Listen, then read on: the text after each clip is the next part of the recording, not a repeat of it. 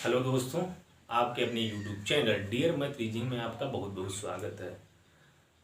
जो हम आज का जो टॉपिक लेकर आए हैं वो एग्जाम में बहुत ही पूछा जाता है। इसे हम एचसीएफ एलसीएम बोलते हैं, यानी कि एलसीएम एचसीएफ बोलते हैं। एलसीएम जो होता है वो हम नेक्स्ट टॉपिक में देखेंगे। आज हम एचसीएफ का देखेंगे। एचसीएफ क्या होता है और एचसीएफ की फुल फॉर्म क्या होती है, एचसीएफ के क्वेश्चन देखेंगे। एचसीएफ जो होता है वो हाईएस्ट कॉमन फैक्टर, हिंदी में से हम कहते हैं महत्तम समावर्तक। अब एचसीएफ क्या होता है, डेफिनेशन हम देख लेते हैं। वह बड़ी सी बड़ी संख्या जो ए बी को विभाजित कर दे, एचसीएफ कहलाती है।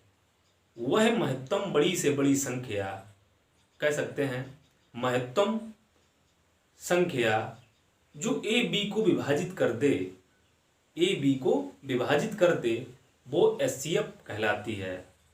आइए हम कुछ क्वेश्चन लाए हैं, आइए हम देखते हैं। ये छोटे क्लासों में भी पूछा जाने वाला टॉपिक है और एग्जाम में भी बहुत पूछा जाता है। आपको बड़ी बड़ी संख्याएं दे दी जाती हैं, आप एचसीएफ निकालेंगे। आप कैसे एचसीएफ निकालते हैं आइए हम देखते हैं।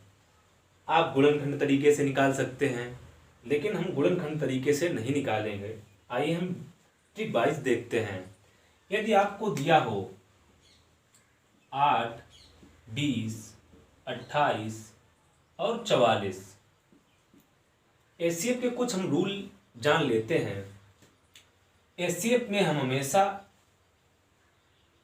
जो डिफरेंस होता है, वो एचसीएफ का जो डिफरेंस होता है, यानी कि जो संख्याओं के बीच का जो डिफरेंस होता है, उससे बड़ा कभी एचसीएफ आ ही नहीं सकता। एचसीएफ दूसरा पॉइंट क्या है, एचसीएफ जो होता है वो गुणनखंड हो सकता है। कि डिफरेंस का जो होता है, जो डिफरेंस में आई संख्या होता है उसका गुणनखंड हो सकता है या उसका डिफरेंस होता है, हो सकता है एचसीएफ हो सकता है।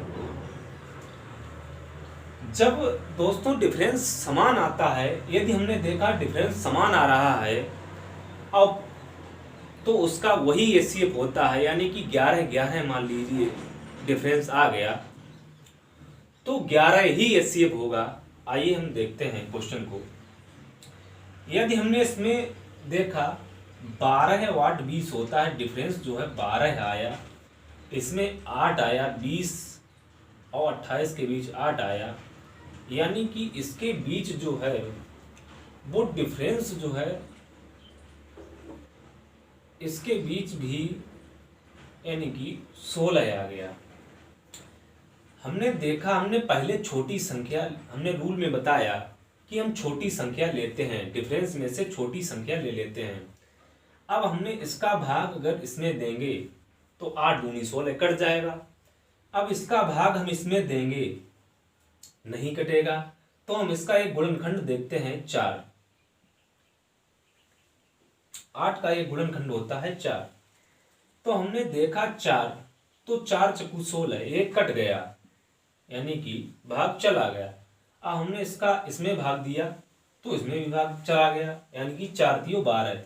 तो जो एचसीएफ निकल कर आया है वो दोस्तों 4 निकल कर आया है। आइए हम दूसरा क्वेश्चन देखते हैं। यदि आपको दिया हो 24, 48, 60, 108, यानी कि 24 और 48 के बीच में 24 का डिफरेंस, यानी कि 48 और 60 के बीच में 12 का डिफरेंस, और 108 और 60, 108 में से 60 गया तो आया 48, यानी कि जो डिफरेंस है वो 48 आया। हमने छोटी संख्या को लेना है, हमने छोटी संख्या ली, हमने इससे भाग दिया, 12 का भाग अगर 24 में दिया तो 2 बार गया, यानी कि भाग चला गया। 12 का भाग 48 में दिया तो 48 में भी चला गया, तो एचसीएफ जो है वो 12 ही आएगा। हम नेक्स्ट क्वेश्चन देखते हैं। 30 42 135, यानी कि 30 42 135 दिया हो क्वेश्चन में। हमने देखा डिफरेंस 30 और 42 के बीच में 12 डिफरेंस है, इसमें और इसमें, यानी कि 35 और 42 में, यानी कि 93 जो है डिफरेंस आया। अब हमने देखा 12 से भाग 93 में नहीं जा रहा है, तो ये हो ही नहीं सकता। फिर हमने इसका गुणनखंड देखा 12 का, तो 4 आता है। फिर हमने 4 से भाग दिया 93 में, तो भी नहीं गया। फिर इसका एक गुणनखंड होता है 12 का 3, तो 3 से हमने भाग दिया 93 में, तो भाग चला गया, यानी कि जो एचसीएफ होता है वो 3 ही आ गया यदि भाग चला गया। नेक्स्ट क्वेश्चन देखते हैं। यदि आपको दिया हो 33 44 55, हमने डिफरेंस देखा 11 आया, इसमें डिफरेंस देखा 11 आया।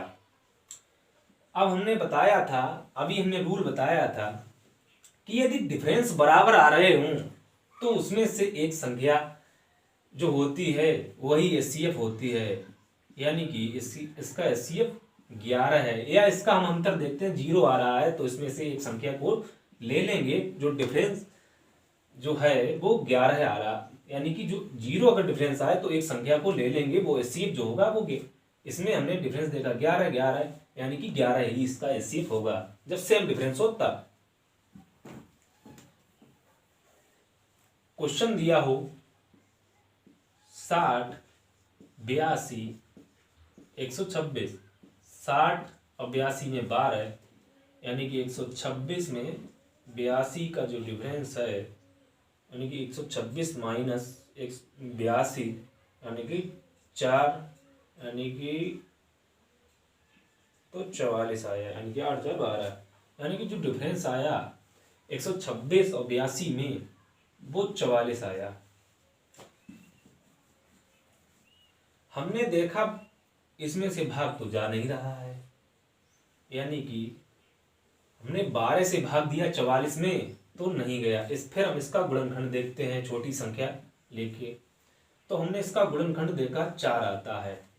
12 का गुणनखंड, एक गुणनखंड जो होता है वो 4 होता है, तो हमने 4 देखा, 4 से भाग चला गया, यानी कि 11 चक्कू 44, तो एचसीएफ जो होता है वो भाग जब चला गया है तो एचसीएफ जो है वो 4 निकल कर आ गया।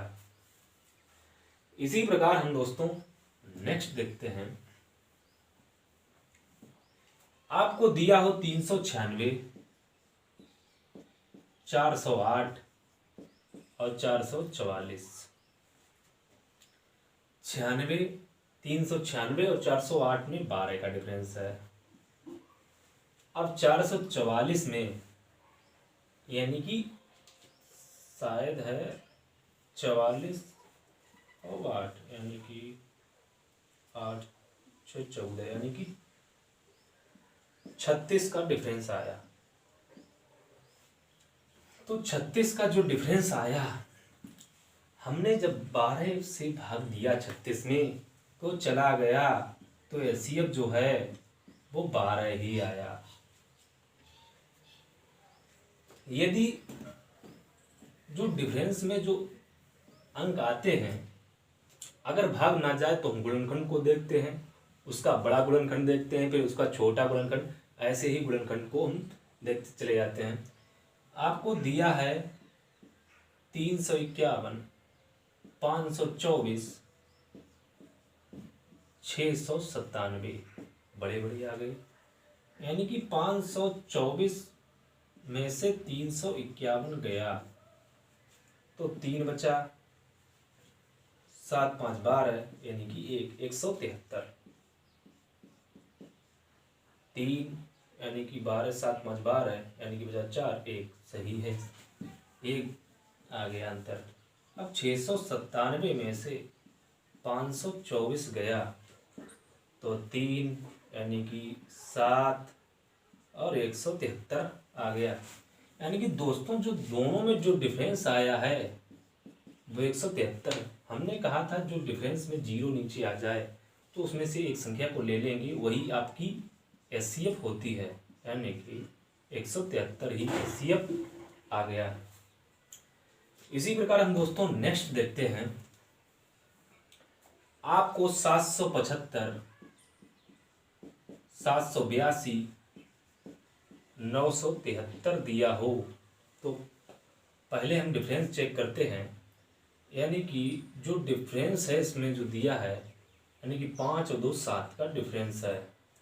अब इसमें से हम 973 में से 782 गया तो बचा 1, यानी कि 9 8 17, यानी कि 9 बचा 1, 191। जो डिफरेंस आया है वो 191 आया है, यानी कि 973 में से 782 गया तो डिफरेंस 191 आया। हमने छोटी संख्या को लेना है तो हमने छोटी संख्या ले ली, यानी कि 7 से भाग 191 में जा नहीं रहा है, यानी कि कट नहीं रही है वो संख्या, तो ये एचसीएफ हो ही नहीं सकता। फिर हमने देखा 7 का एक गुणनखंड और होता है, यानी कि 7 का एक लास्ट गुणनखंड जो होता है वो 1 होता है, यानी कि किसी संख्या में भाग ना जाता हो तो 1 से हर संख्या में भाग जाता है। तो हमने देखा 1 से 191 कट रहा है, तो यानी कि जो एचसीएफ जो होता है वो इसका जो है वो 1 ही आ गया। दोस्तों लास्ट क्वेश्चन है, यदि आपको 923 और 949 दिया हो तो यानी कि 26, यानी कि 2 बचा, यानी कि 26, यानी कि जो डिफरेंस है इसका 949 में से 923 गया तो 26 आया। हमने देखा 26 आया तो इसमें से भाग नहीं जाएगा, तो हमने इसका एक गुणनखंड देख लिया, तो यानी कि जो गुणनखंड आया तो 13 से भाग गया इसमें 26 में, तो यानी कि जो एचसीएफ जो आया इसका वो 13 ही आ गया। दोस्तों वीडियो यदि अच्छी लगी हो तो लाइक करें, चैनल को सब्सक्राइब जरूर करें। ऐसी ही अच्छी वीडियो आपके पास आती रहेंगी। थैंक यू दोस्त, जय हिंद।